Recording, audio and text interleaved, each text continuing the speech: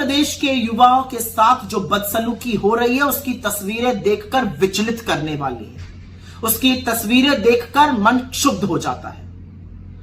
उनको सड़कों पे दौड़ाया जा रहा है, पुलिस लाठियों से भांज रही है, उनके फोन छीने जा रहे हैं, उनके साथ ज्यादती की जा रही है। उनका क्या गुनाह है? वो रोजगार मांग रहे हैं, वो जायज मांग लेकर सरकार से अपील कर रहे हैं।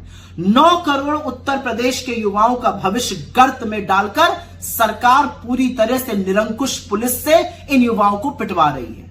अभी आरओ की परीक्षा हुई थी, 411 पद थे, 14 लाख लोगों ने रजिस्टर किया था। एक पद के लिए 3500 के करीब लोग। आशंका है कि पेपर लीक हो गया था।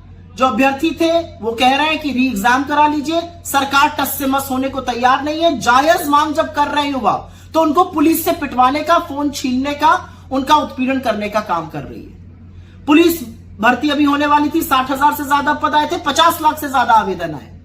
पेपर लीक हो गया, साल भर की मेहनत बर्बाद, साल दर साल की मेहनत बर्बाद। वो तो भला हो राहुल गांधी जी का, वो उत्तर प्रदेश में भारत जोड़ो न्याय यात्रा लेकर थे, उन्होंने डटकर आवाज उठाई, युवा भी उनके साथ खड़े हुए, री एग्जाम कराने की घोषणा की गई, कैंसिल किया गया।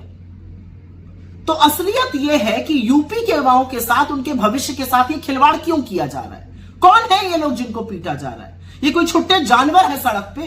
अरे ये देश के युवा है, ये देश का भविष्य है।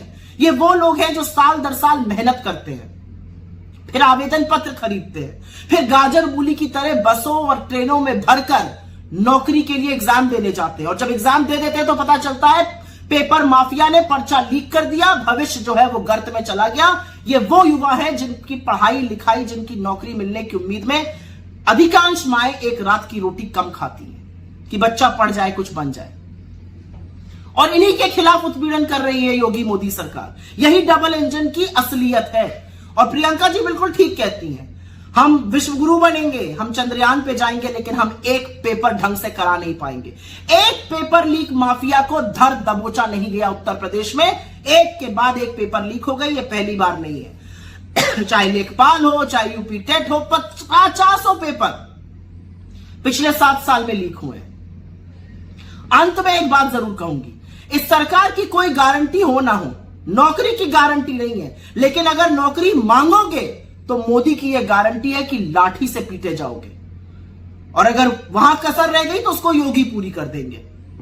लेकिन यह भूल जाते हैं कि देश के युवा जब उठ खड़ा होता है तो बड़े बड़ों को घुटने टेकने पड़ते हैं। तो अपनी जायज मांगों को लेकर आप लड़िए, क्योंकि लड़ना जरूरी है। लड़ने के बाद ही आपको हक मिलेगा। ये घुटने टेकेंगे और फिर से परीक्षा होगी। युवाओं के भविष्य के साथ खिलवाड़ करने वालों, याद रखना, युवाओं को न्याय देना पड़ेगा और वो न्याय हम लेकर रहेंगे।